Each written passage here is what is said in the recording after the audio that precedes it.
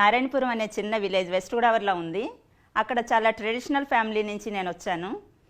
అంటే 19 ఇయర్స్ వరకు నాకేం తెలీదు. అమ్మ నాన్న చాలా హ్యాపీగా అయిపోయింది. 19 ఇయర్స్ ఏజ్, ఇంకా డిగ్రీ చదువుతున్నాను, సెకండ్ ఇయర్లో ఉన్నాను. తెలుగు ఇంగ్లీష్ టైప్ హైయర్స్ అయిపోయినాయి. ఆ రోజుల్లో ఎవరు చేసేవాళ్ళు కాదు. నా ఏజ్ ఎంత అనుకుంటున్నారు నాకు తెలియదు. I mean 56. అంటే చాలా చిన్న ఏజ్లా కనిపించడానికి కారణం ఏంటనంటే ఎప్పుడు జోష్తో ఉండడం, అందరిలో మంచిని చూడడం అనేది నాకు చిన్నప్పటి నుంచి ఉంది. ఎప్పుడైతే డిగ్రీ సెకండ్ ఇయర్కి వచ్చిన తర్వాత ఒక సింగరేణి కాలరీస్లో జాబ్ పడింది. దానికి వెంటనే అప్లై చేస్తాను. నా దగ్గర బోల్డ్ అని క్వాలిఫికేషన్స్ ఉన్నాయి, నేను దేనికైనా సెలెక్ట్ అయిపోతాను అనుకున్నాను. అక్కడికి వెళ్ళిన తర్వాత వెంటనే సెలెక్ట్ అయిపోయాను. నేను అనుకున్నా లైఫ్ ఇంత హ్యాపీగా అయిపోతుంది అనుకున్నాను. మా ఫాదర్ విలన్లా వచ్చారు. మనమేంటి ఉద్యోగాలు చేయడం ఏంటి, ఇంత ట్రెడిషనల్ ఫ్యామిలీలో ఒక అమ్మాయి జాబ్ చేయాల్సినంత అవసరం ఏంటి అనుకుని నన్ను బ్యాక్కి తీసుకొస్తారు. డిగ్రీ అయిపోయింది. డిగ్రీ ఇంకా ఎగ్జామ్స్ అయినాయి అంతే, వెంటనే మ్యారేజ్ చేస్తారు. చాలా మంచి ఫ్యామిలీ అన్నారు.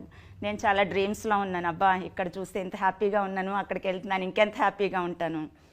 కానీ లైఫ్ అయిపోయిందని నాకు 2-3 డేస్లోనే అర్థమైపోయింది. అతను అప్పటికే ఆల్కహాలిక్, 15 ఇయర్స్ నుంచి ఎడిక్టెడ్ టు ఆల్కహాల్. లైఫ్ అయిపోయింది అనుకున్నాను. ఎలా, నాన్నగారికి తెలియకూడదు. ఈ కష్టం తెలిస్తే ఆయనేమైపోతారు. నన్ను ఇంత బాగా పెంచుకున్న ఆయన ఒక ఆల్కహాలిక్ హస్బెండ్ చేతిలో మా అమ్మాయిని పెట్టాను అని అంటే ఆ ఫాదర్ ఏమవుతారో అనుకుని ఆయనకి దూరంగా తీసుకెళ్ళిపోవడానికి ట్రై చేశాను. ఎక్కడికో లాంగ్ వెళ్ళిపోయాం. ఆ రోజుల్లో ఫోన్లు లేవు కాబట్టి నేను ఏది చెప్తే అది నమ్మాలి పేరెంట్స్. నాన్నగారు నేను చాలా బాగున్నాను లెటర్స్ రాసేదాన్ని. ఒక 6 మంత్స్ తర్వాత నన్ను చూడడానికి మా నాన్నగారు వచ్చేసరికి చాలా క్రిటికల్ పొజిషన్లో ఉన్నాను నేను. మా హస్బెండ్ చూస్తే అక్కడ తాగుతున్నారు, ఫ్రెండ్స్ అంతా పేకట్లు ఆడుతున్నారు. నేను అంటే భర్తకి ప్లేస్ని ఇవ్వాల్సింది ఎలాంటి ప్లేస్లో ఇచ్చాను, వెంటనే తీసుకెళ్ళిపోవడానికి ట్రై చేశారు మా ఫాదర్. నేను ఒక్కటే చెప్పా, లైఫ్లో స్ట్రగుల్ వచ్చినప్పుడు మనం ఎలా ఫేస్ చేయాలో తెలియాలి తప్ప మీరు చేయడం అయిపోయింది.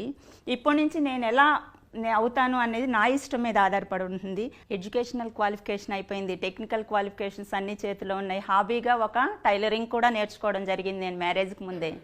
చిన్న పాప అప్పటికే. ఈ పాపని సర్వైవ్ చేయాలి, ఇతను నా భర్తగా నన్ను సర్వైవ్ అవుతాను, ఆయన చేయి పట్టుకుని నడుస్తున్నాను కాబట్టి అనుకున్న దాన్ని అతన్ని కూడా నేనే ఫీడింగ్ ఇవ్వాలి అని నాకు అర్థమైపోయింది.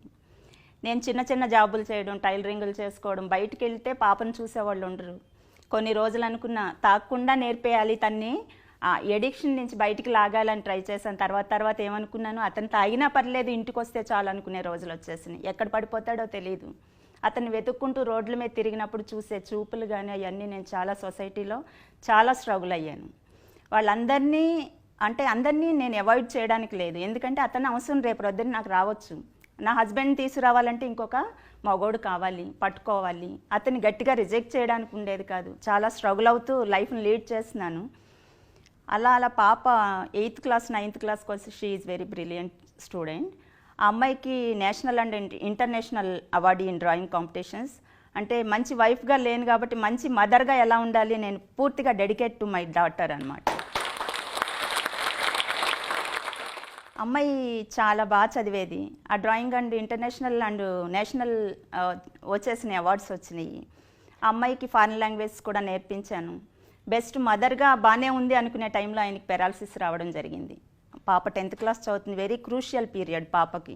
ఆ అమ్మాయికి మంచి ఎడ్యుకేషన్ ఇస్తేనే అమ్మాయి సెటిల్ అవుతుంది, లేకపోతే నాలాగే ఎలా అయిపోతుందో అనే భయం. ఇటు చూస్తే అసలే కొడుకు అనుకుంటున్నాను, ఆ కొడుకు కూడా హ్యాండిక్యాప్డ్ అయిపోతున్నాడు ఇప్పుడు. ఆ పెరాలసిస్ వస్తే తిన్నెలా సర్వైవ్ చేసుకోవాలి, పాప ఎలా అనుకున్నప్పుడు లక్కీగా కొంతమంది రిలేటివ్స్ అయితే తనకి ఇన్ టైంలో తనకి ప్రాపర్ మెడికేషన్ ఇవ్వడం జరిగింది. అతను లెగిసి తిరగడం మొదలుపెట్టాడు. అప్పుడైనా మారుతాడేమో అనుకున్నాను, కానీ అసలు అతను ఏం మారలే. ఎప్పటికప్పుడు నేను తనకి కౌన్సిలింగ్ ఇవ్వడానికి ట్రై చేస్తున్నాను, తను అలాగే ఉన్నాడు.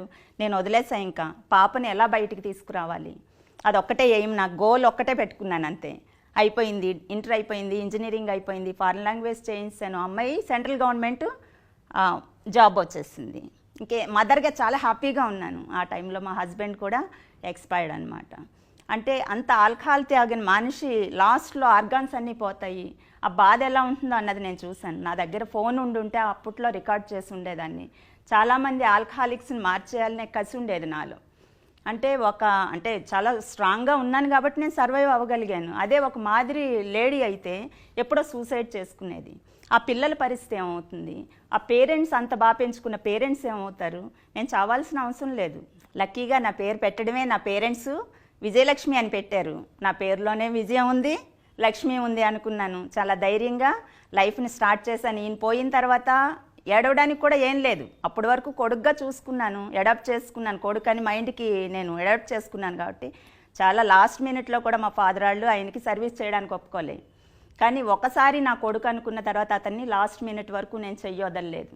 ఎందుకంటే మనం కొన్ని ఎథిక్స్ మన పిల్లలకి నేర్పుతున్నాము అని అంటే ఎవరినైనా ఒకసారి పట్టుకున్నామంటే వాళ్ళు వదలడానికి ఛాన్సే లేదు. మన ఇండియన్ కల్చర్లో ఒక భారతీయ స్త్రీకి ఎంతో ఉన్నతమైన స్థానం ఉంది. మన భారతీయ స్త్రీకి ఎంతో వాల్యూ ఉంది. అంటే మన ట్రెడిషన్లోనే ఆ ఓపిక సహనం అనేది ప్రతి స్త్రీలోనూ ఉంటుంది. అది నేను పెద్ద గొప్పగా విషయంగా ఫీల్ అవ్వట్లేదు. కానీ ఎప్పుడైతే ఈయన ఎక్స్పైర్ అయిన తర్వాత పాప మీద కాన్సన్ట్రేషన్ ఇంకా ఎక్కువైంది. నాకు ఒక ఇంటర్నేషనల్ ప్రోగ్రామ్కి నేను అటెండ్ అవ్వడం జరిగింది. ఆ ఇంటర్నేషనల్ ప్రోగ్రాంలో ఒక పిల్లలు యూత్ అంతా ఒక రాక్ క్లైంబింగ్ వాల్ని చాలా స్పీడ్గా ఎక్కేస్తున్నారు. నేను శారీలో ఉన్నాను, చాలా బుద్ధిగా ఉన్నాను. ఇలా వెళ్ళి చూసి అబ్బాయి ఇంత బాగా ఎక్కేస్తున్నారు, నేను ఎక్కలేను. అప్పటికే 46 ఇయర్స్. నాకు 46 ఇయర్స్లో నేను ఏం చేయగలను అనుకున్నాను. అక్కడికి వెళ్ళి ఆయన అడిగాను అనమాట. ఎవరైతే అడ్వెంచర్ క్లబ్ ఉందో ఫౌండర్ని అడగడం జరిగింది. సార్ నేను కూడా పార్టిసిపేట్ చేయొచ్చా, ఓన్లీ యూతేనా అని అంటే, ఇది ఇంటర్నేషనల్ ఉమెన్స్ డే మేడం, మీకు రేపు కూడా ఛాన్స్ ఇస్తాం, వచ్చి పార్టిసిపేట్ చేయండి. వెంటనే కజిన్ అడిగాను, ఒక డ్రెస్ తీసుకుని గబాబా వెళ్ళాను. అక్కడ యూత్ చాలామంది ఉన్నారు. నేను ఇలా ఎక్కుతూ డౌట్ పడ్డాను. అంటే అంత ఫాస్ట్గా ఎక్కలేకపోవచ్చు, ట్రై చేద్దాం అనుకుని ఎక్కాను. వాళ్ళకంటే ఫాస్ట్గా నేను ఎక్కగలిగాను. అంటే నాలో ఉన్న విల్ పవర్ అది అన్నమాట. అప్పుడు నాకు అర్థమైంది, అంటే యూత్తో సమానంగా నేను ఎక్కుతున్నాను అంటే ఓన్లీ నా విల్ పవర్ మాత్రమే. అప్పుడు వాళ్ళు ఫౌండర్ ఏమన్నారంటే, మేడం మీరు చాలా బాగా ఎక్కుతున్నారు, ఇది ఒక్కటే సరిపోదు, ఆ భువనగిరి తీసుకెళ్తాను, అక్కడ ర్యాపిలింగ్ చేయండి అని అక్కడ నాకు చేయించడం జరిగింది. కాన్ఫిడెన్స్ లెవెల్స్ రోజు రోజుకి పెరిగిపోతున్నాయి, నేను ఏదన్నా చేసేస్తాను అని. హాట్ ఎయిర్ బెలూనింగ్, పారాసైలింగ్ లాంటి టోటల్ అడ్వెంచర్ యాక్టివిటీస్ అన్నీ నేను చేయడం జరిగింది. చేసిన తర్వాత కొన్ని రోజులకి 2011లో వీళ్ళు ఒక వరల్డ్ రికార్డు సృష్టిస్తామని అరకు అని కటిక వాటర్ ఫాల్ ఉంది అరకు దగ్గర. అక్కడికి వీళ్ళందరూ వెళ్తున్నారు. నేను అన్నాను, సార్ నేను కూడా కొంచెం క్వాలిఫై అయిపోయాను కదా, నన్ను కూడా తీసుకెళ్ళొచ్చు కదా అని. సారీ మేడం, ఆల్రెడీ టీం వెళ్ళిపోయింది, అక్కడ గర్ల్స్ ఎవరు లేరు, లేడీస్ కూడా లేరు, మరి ఇక్కడ షర్ట్స్ మర్చిపోయాం కాబట్టి అవి తీసుకురండి, మేము చేస్తుంటే మీరు చూద్దరు కానీ అన్నారు. వెరీ రిస్కీ కదా, మామూలు ర్యాప్లింగే కష్టం, అలాంటిది వాటర్ ఫాల్లో బ్లైండ్ ఫోల్డ్ చేసుకుని కట్టడం చేయడం ఇంకా కష్టం, కొంచెం కష్టమే మేడం, మీరు అయితే షర్ట్లు తీసుకురండి అన్నారు. సరే అని ఆ షర్ట్స్ తీసుకుని నేను వెళ్ళడం జరిగింది. ఆ షర్ట్స్ తీసుకెళ్ళిన తర్వాత అన్నా, సార్ మీరు అందరూ చేసేస్తున్నారు, నేను చేస్తాను, ఒక ఛాన్స్ ఇవ్వండి, మధ్యలో ఆగిపోతే రెస్క్యూ టీం వస్తుంది. నేను చాలా సక్సెస్ఫుల్గా వాళ్ళకంటే బాగా చేయగలిగాను. నేను నాకు ఫస్ట్ ఉమెన్ ఇన్ ద వరల్డ్గా రికార్డ్ వచ్చింది. వెంటనే లిమ్కా బుక్ ఆఫ్ రికార్డ్స్ వచ్చింది. నేను తలుచుకుంటే చేయలేనిది ఏం లేదని నాకు అర్థమైపోయింది. వరల్డ్ రికార్డ్స్ ఒకదాని తర్వాత ఒకటి వస్తూనే ఉన్నాయి. 8 world records and Limca book of records నేను నా సొంతం చేసుకున్నాను. దాని తర్వాత నాకు అనిపించింది, సీఎంని కలిశాను, సార్ ఇది సరిపోదు, నేను మౌంటైనరింగ్ చేయాలనుకుంటున్నాను అని అంటే 50+లో ఉన్నారు, కష్టమేమోనమ్మా అన్నారు. నాకు కష్టమేం లేదు, age is just a number only, నేను ఏదన్నా చేయగలను సార్ అని వెంటనే నేను స్టార్ట్ అయిపోయాను.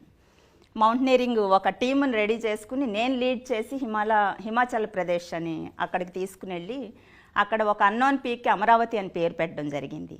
అది అంటే ఎలాంటి క్లైమేటిక్ కండిషన్ అయినా సరే ఒక స్త్రీ తలుచుకుంటే సాధించగలదు అని నేను ప్రూవ్ చేయగలిగాను. ఆడికి వెళ్ళి వచ్చేసాను. వచ్చిన తర్వాత మళ్ళీ కలిశాను, సార్ మౌంటైనరింగ్ అయిపోయింది, వరల్డ్ రికార్డ్స్ అయిపోయినాయి, పిల్లల దగ్గరికి వెళ్ళిపోయి మా ఆయనలాగా మా హస్బెండ్ ఎలా అయితే తప్పు చేశాడో, బ్యాడ్ హ్యాబిట్స్కి వెళ్ళిపోయి ఫ్యామిలీని ఎలా వదిలేసుకున్నాడో అలా కాకుండా చాలామందిని మోటివేట్ చేయాలనుకుంటున్నాను అన్నట్టు. అప్పుడు సీఎం చంద్రబాబు నాయుడు గారు, వెరీ గ్రేట్ లేడీ, ఈ అమ్మాయి చాలా యాక్టివ్గా ఉంది, ఇవిడికి ఏది కావాలంటే అది ఇచ్చేసేయండి అన్నారు. కానీ నాకు కొంచెం టైం పట్టింది వాళ్ళు ఇవ్వడానికి. గవర్నమెంట్ నుంచి ఎలా అలాట్ అవుతాయో తెలుసు. ఈ లోపల నాకు చికెన్ గున్యా వచ్చింది. అప్పుడు కేర్ హాస్పిటల్లో డాక్టర్ శశికాంత్ న్యూరో సర్జన్, ఆయన 20 డేస్ నుంచి బెడ్ మీద ఉన్నాను. ఇంకా 3-4 డేస్లో వరల్డ్ కప్ ఒకటి జరుగుతున్నది, ప్రీ వరల్డ్ కప్, దానికి నేను అటెండ్ అవ్వాలి సార్, మరి కాళ్ళు చూస్తే నడవనివ్వట్లేదు అని అంటే, ఎలా వెళ్దాం అనుకుంటున్నాం అమ్మ 3 రోజుల్లో, ఇప్పుడే కదా 20 డేస్ నుంచి బెడ్ మీద ఉన్న దగ్గరికి వచ్చావు, సరే చేస్తానని ట్రీట్మెంట్ స్టార్ట్ చేశాడు. వెంటనే నాకు నడవడం వచ్చింది. 3rd డే నేను ప్రీ వరల్డ్ కప్లో కండక్ట్ చేసి నా గోల్డ్ మెడల్ సాధించుకున్నాను. నేను వెంటనే సైక్లింగ్కి నాకు అప్రోచ్ వచ్చేసింది. అది సైక్లింగ్ స్టార్ట్ చేశాను అదే మెడికేషన్లో. అప్పటికి 5-6 డేస్ అయిందంతే నేను మెడికేషన్ స్టార్ట్ చేసి. ఇచ్చాపురంలో స్టార్ట్ చేశాను. From Orissa border Ichchapuram to Tamil Nadu border Tada వరకు. ఎలా అంటే సైకిల్ తొక్కడం కూడా రాను నేను, ఒక నెల్లాళ్ళలో నేర్చేసుకుని అందరూ అలా ఆశ్చర్యపోతూ చూసేవాళ్ళు. ప్రతి గవర్నమెంట్ స్కూల్కి వెళ్ళాను. ఐఏఎస్ అంటే ఏంటో తెలియదు నాకు. ఐఏఎస్లతో బ్రేక్ఫాస్ట్ చేసే అదృష్టం, కలెక్టర్లతో కమెండేషన్లు. ఒకటి కాదు, నేను ఏదైతే మిస్ అయ్యాను నా లైఫ్లో అనుకున్నానో అన్నీ నేను వితిన్ షార్ట్ పీరియడ్లో నేను అచీవ్ చేసేయగలిగాను. అక్కడికి వచ్చిన తర్వాత ఇదే ఎప్పుడైతే అయిపోయిందో సీఎం నన్ను వెంటనే అప్రిషియేట్ చేస్తూ నాకు ఉగాది పురస్కారం ఇచ్చారు. అంటే వెరీ ప్రెస్టీజియస్ అవార్డ్ అది. ఉగాది పురస్కారం తీసుకోగానే నాకు చాలా హ్యాపీగా అనిపించింది. అంటే కలెక్టర్లు కమెండేషన్ ఇచ్చారు. నేవీ నుంచి ఎంత అంటే ఒక సైంటిస్టులు ఒక 200 మంది నన్ను స్పెషల్ గెస్ట్గా పిలిచి మోటివేషన్ లెక్చర్ ఇమ్మన్నారు. నేను అన్నాను, నేను చిన్న హౌస్ వైఫ్ని, మీరు చూస్తేనేమో నేవీలో ఇంత పెద్ద ఆఫీసర్స్, నేనేం చేయగలను అని అన్నప్పుడు, మీరు చేసిన అచీవ్మెంట్స్ చాలు మేడం, మీరు ఇన్స్పైరింగ్ వర్డ్స్ చాలు అన్నారు. అది ఒకటి. వాళ్ళు హగ్ చేసుకుని నన్ను, మేడం మీ అంత గ్రేట్ ఎవరు లేరు అన్నప్పుడు నిజంగా నేను ఏదో చేసేయాలి, ఇంకా చాలా చేయాలనే జీల్ నాలో పెరిగింది. అంటే ఒకసారి నాకు అంటే మీనాక్షి అమ్మ అని ఒక నేషనల్ ఛానల్లో ఒక ఓల్డ్ లేడీ, ఆవిడ ప్రోగ్రామ్ చూశాను నేను నేషనల్ ఛానల్లో. అది చూసినప్పుడు అనుకున్నాను నేను, ఎంత బాగా చెప్తుంది, ఇంత ఈ ఏజ్లో 90 ఇయర్స్లో కూడా ఆవిడ మార్షల్ ఆర్ట్స్ని చాలా ఫ్రీగా చెప్పగలుగుతుంది అనుకున్నప్పుడు, ఏదైతే మీనాక్షి అమ్మని ఒక నేషనల్ ఛానల్లో చూసి నేను అడ్మైరింగ్గా చూసి నేను ఫీల్ అయ్యాను, అదే నేషనల్ ఛానల్ నన్ను పిలవడం జరిగింది. అంటే ఇండియన్ ఉమెన్ చూడడానికి సాదాసీదాగా ఉంటుంది, if she want to do something she can do anything అని నా మీద ఒక డాక్యుమెంటరీ రావడం జరిగింది. అంటే లైఫ్ ఈజ్ వెరీ బ్యూటిఫుల్. అంటే చిన్న చిన్న ఆటలకి పిల్లలు సూసైడ్లకి ఎందుకు వెళ్తున్నారు అంటే, నేను పడ్డ స్ట్రగుల్ ముందు వాళ్ళు ఎంత అసలు అంటే నేను ఎప్పుడో సూసైడ్ చేసుకోవాలి, నాకు పడ్డ స్ట్రగుల్. ఈ పిల్లలు చిన్న చిన్న ఆటలకి మార్క్స్ తక్కువ వచ్చినాయనో, మదర్ తిట్టిందనో, చిన్న చిన్న ఆటలకి సూసైడ్లకి వెళ్తున్నారు. అది నాకు చాలా బాధ అనిపించింది. వెంటనే నేను స్టాప్ సూసైడింగ్ మీద క్యాంపెయిన్స్ చేయడం స్టార్ట్ చేశాను. ఇంకా పిల్లల్ని ఒక్కొక్కరికి ఇంటరాక్షన్ ఎక్కువ అవుతుంది. నవోదయ స్కూల్స్ కానీ టోటల్ గవర్నమెంట్ స్కూల్స్కి అన్నిటికి వెళ్ళడం జరిగింది. వాళ్ళంతా నన్ను బాగా అప్రోచ్ అవుతున్నారు. చాలామంది నన్ను అమ్మమ్మ అని పిలుస్తున్నారు, కొంతమంది అమ్మ అని పిలుస్తున్నారు. ఏదైనా సరే నేను రెడీగా ఉన్నాను వాళ్ళని దగ్గరికి తీసుకోవడానికి. లైఫ్ చాలా బ్యూటిఫుల్గా ఉంటుంది కాబట్టి మనం అంటే బ్యాడ్ హ్యాబిట్స్కి వెళ్ళొద్దు.